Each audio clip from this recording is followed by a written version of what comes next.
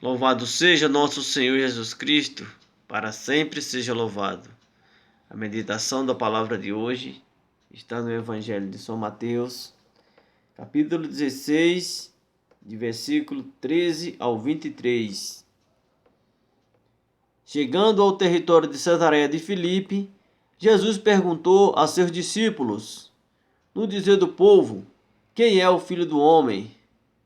Responderam: uns dizem que é João Batista, outros Elias, outros Jeremias, ou um dos profetas. Disse-lhe Jesus: e vós, que dizeis que eu sou? Simão Pedro respondeu: tu és o Cristo, o Filho de Deus vivo. Jesus então lhe disse: feliz és, Simão, filho de Jonas, porque não foi a carne nem o sangue que te revelou isto, mas meu Pai que está nos céus. E eu te declaro: tu és Pedro, e sobre essa pedra edificarei a minha igreja. As portas do inferno não prevalecerão contra ela. Eu te darei as chaves do reino dos céus. Tudo que ligares na terra será ligado nos céus, e tudo que desligares na terra será desligados nos céus. Depois ordenou a seus discípulos que não dissesse a ninguém que ele era o Cristo. Desde então, Jesus começou a manifestar a seus discípulos que precisava ir a Jerusalém e sofrer muito da parte dos anciãos e dos príncipes dos sacerdotes e dos escribas. Seria morto e ressuscitaria ao terceiro dia. Pedro então começou a interpelá-los e protestar neste temor: que Deus não permita isso, Senhor. Isto não te acontecerá. Mas Jesus, voltando-se para ele, disse-lhe: afasta-te, Satanás. Tu és para mim um escândalo. Teus pensamentos não são de Deus, mas dos homens. Palavra da salvação. Glória a vós, Senhor. Jesus, chegando ao território de Cesareia de Filipe, no alto da montanha, e faz essa pergunta aos seus discípulos, que estava chegando da missão, no dizer do povo, quem é o Filho do Homem? E o povo comentava: um diz que é João Batista, outro diz que é Elias, outro diz que é Jeremias ou algum dos profetas. Porque naquele tempo acontecia muitos prodígios. Deus falava aos profetas e os profetas falavam ao povo. Então surgiu um grande profeta na visão do povo. Muitos pensavam que era João Batista ressuscitado, outros que era Elias, outros Jeremias ou algum dos profetas do passado. Deus falava aos profetas e os profetas falavam ao povo. Era o intermediário. E Jesus pergunta aos seus discípulos: e vós, que dizeis que eu sou? E eles ficaram calados. Ouvia as pessoas comentarem, mas não dizia quem era o seu mestre. E Pedro responde: eu disse que tu és o Cristo, o Filho de Deus vivo. Jesus responde: feliz és tu, Simão, filho de Jonas, porque não foi a carne nem o sangue, não foi o ser humano que te revelou isso, mas sim meu Pai que está nos céus. Então Deus falou no coração de Pedro e confirmou aquilo que até então os seus discípulos não o conheciam. Deus falou no coração de Simão Pedro. Jesus vai dizer para Pedro: Tu és Pedro, e sobre essa pedra edificarei a minha igreja. Então, está no singular. Ele poderia dizer: Tu és Pedro, e sobre essa pedra edificarei as minhas igrejas.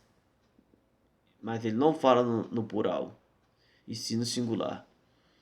Tu és Pedro, e sobre essa pedra edificarei a minha igreja. Jesus só fundou uma igreja sobre o pontificado de Pedro, o sumo pontífice. A palavra pontífice vem de ponte, de ligar e desligar. A ligação. Como fala na carta de Hebreus, tu és sacerdote eternamente, segundo a ordem de Melquisedeque. Então, a palavra pontífice vem de ponte. Tu és Pedro, tu és rochas, e sob essa pedra edificarei a minha igreja, e as portas do inferno não prevalecerão contra ela. Desde a autoridade Jesus confiou a Pedro o poder da chave. Tudo que ligarem na terra será ligado no céu. Tudo que desligarem na terra será desligado no céu. E o inferno não prevalecerá contra ela.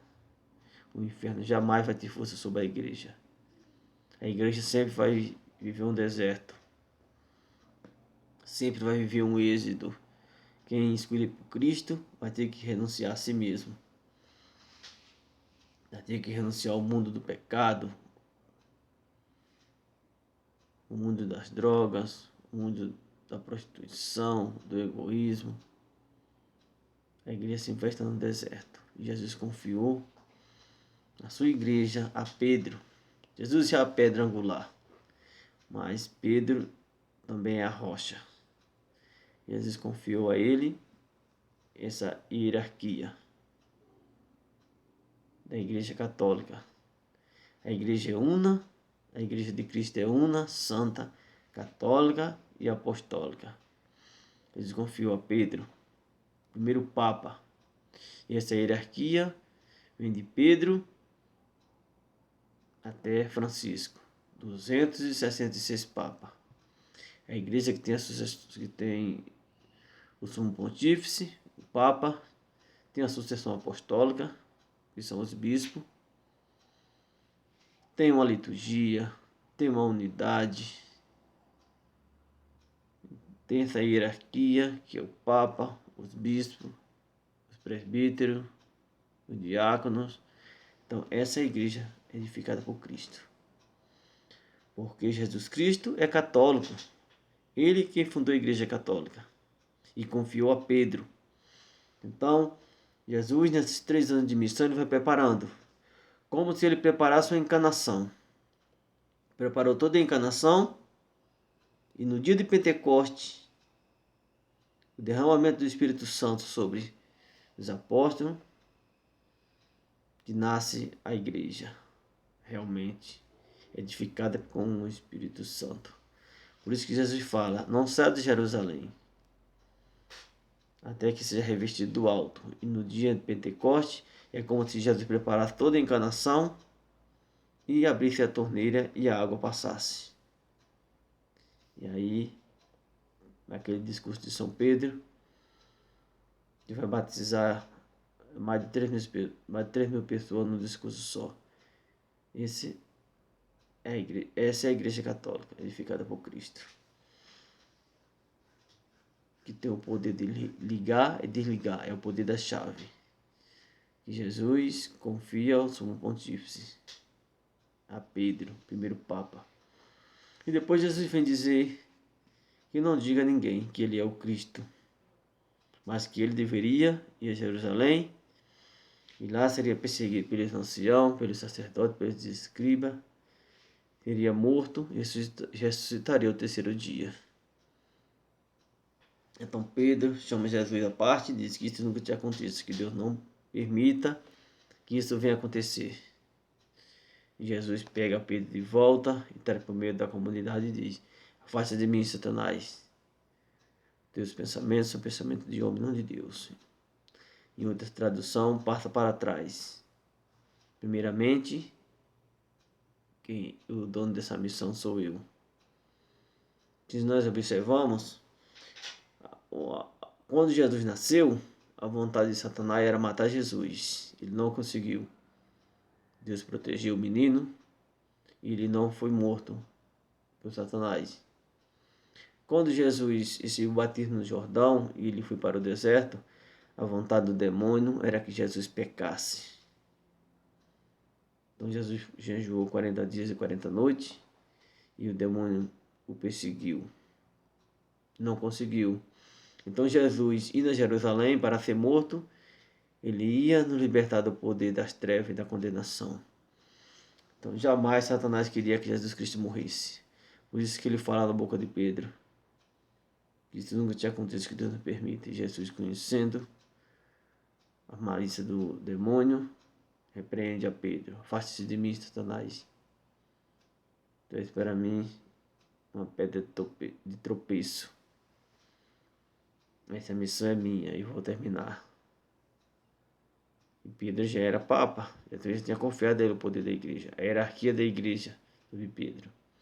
Porque a quem Deus revelou no seu coração: tu és o Messias, o Filho de Deus vivo. Mas só para ele que Deus revelou.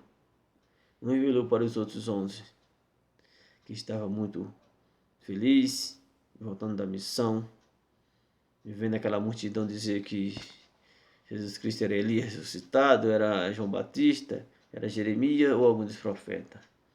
Eles próprios não sabiam que Jesus era o Cristo. Mas quando Deus revela no coração de Pedro, ele fica sabendo. Jesus fala que ele é um dos escolhidos. Que não foi a carne nem o sangue, não foi o ser humano que revelou, mas meu Pai que está no céu. E eu te declaro: tu és Pedro, e sobre essa pedra edificarei a minha igreja. As portas do inferno jamais prevalecerão contra ela. Então a igreja de Cristo aqui na terra é perseguida pelo mal. A igreja de Cristo aqui na terra é perseguida pela seita, pelo paganismo. É uma instituição que há mais de 2000 anos, a igreja que foi edificada no ano 30, e está essa instituição até o dia de hoje. Quantos reinos se levantaram e foram destruídos? O reino babilônico, o reino assírico, o reino da Síria, o reino do Egito, Medo-Persas, Roma, os maiores impérios foram edificados no seu tempo de glória e foram destruídos. Só a Igreja Católica que permanece há mais de 2000 anos, que nasceu no ano 30. Jesus preparou todos os seus apóstolos, os seus discípulos, preparou, como eu falei, toda essa encarnação, para que no dia de Pentecoste abriu a torneira e essa água passou por dentro. Então, a igreja é revestida com o Espírito Santo. O Espírito Santo de Deus. E sobre essa igreja, Cristo permanece. A igreja tem a totalidade. A igreja una, santa, católica e apostólica. Como eu falei, tem essa hierarquia, sucessão apostólica. Tem sempre um sucessor de Pedro na cadeira, um pontificado de número 266, que está nessa missão de salvar a alma. A igreja está a serviço da palavra de Deus para a nossa salvação, para nos libertar do poder das trevas, aquele que busca conversão, arrependimento, para viver uma vida de santidade. Muito bom, que maravilha ouvir essas palavras de Jesus, que nós possamos converter o nosso coração nessa missão. Aquela palavrinha pequenininha que Jesus fala: ide para a missão, para salvar a alma para Cristo. Esta é a missão da igreja aqui na terra. A igreja militante permanece aqui em busca da salvação. Louvado seja nosso Senhor Jesus Cristo, para sempre seja louvado.